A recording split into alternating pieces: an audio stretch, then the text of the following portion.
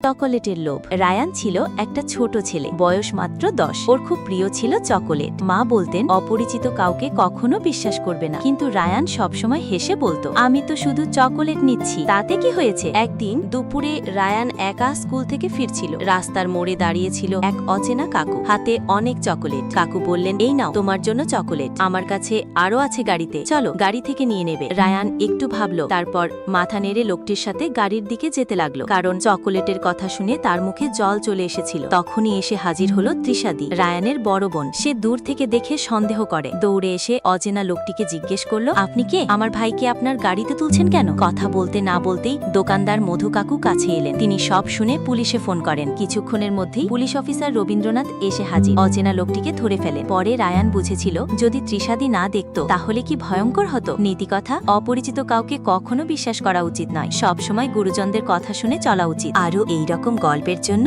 আমাদের চ্যানেলটি সাবস্ক্রাইব করুন।